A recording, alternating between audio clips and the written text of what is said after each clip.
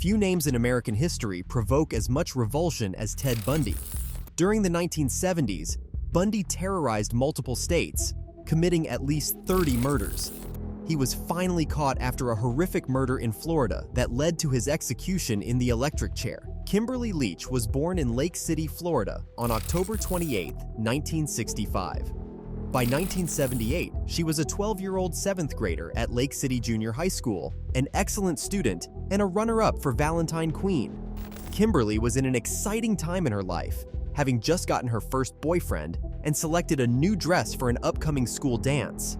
On the morning of February 9, 1978, Kimberly arrived at school on time. Just before 9 a.m., she left her first period class to retrieve her purse from her homeroom. She got the purse and headed back to class in the rain but never arrived. That afternoon, Kimberly's parents, Thomas and Frida Leach, grew worried when she didn't come home after school. They called everyone they knew, but no one had seen her. Learning that she had attended her first period class but never returned, they feared the worst and contacted the police. Lake City Police Chief Paul Philpott initially thought Kimberly might have run away, but Thomas, Frida, and her friends strongly disagreed. They insisted she wouldn't have left on her own.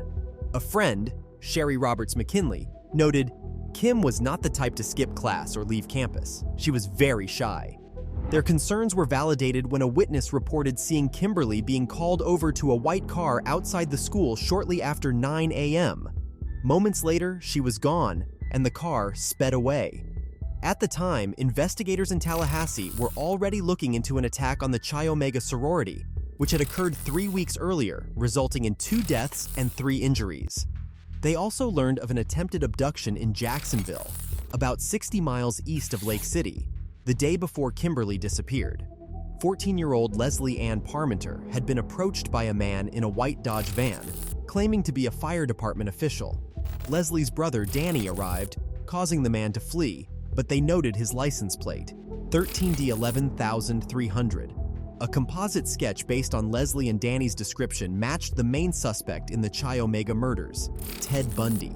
Bundy, a fugitive from Colorado, was already facing trial for Corinne Campbell's murder and had been convicted of kidnapping Carol Duranch in Salt Lake City.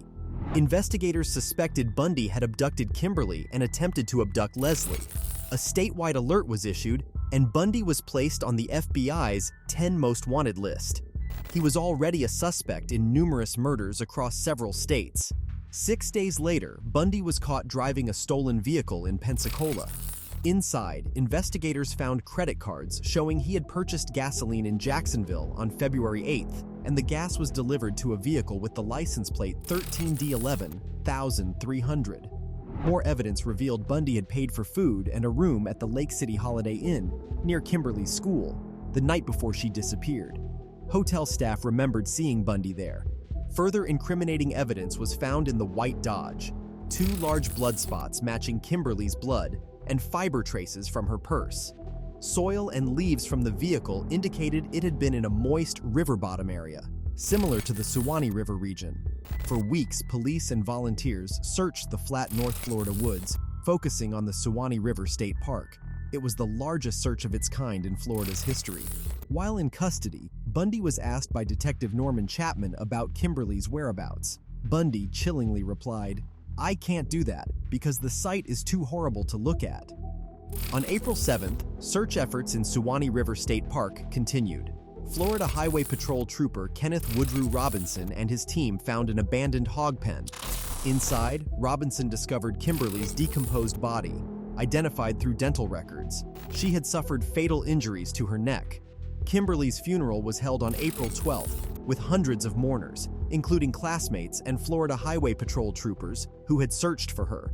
Reverend J.R. Height led the service, offering words of comfort to her family and friends. Bundy stood trial first for the Chi Omega murders, receiving a death sentence, and then for Kimberly's murder, where he was again sentenced to death. He later confessed to at least 35 murders. Bundy was executed on January 24, 1989. His last words were, "Jim and Fred, I'd like you to give my love to my family and friends." Moments later, he was pronounced dead at 7:16 a.m.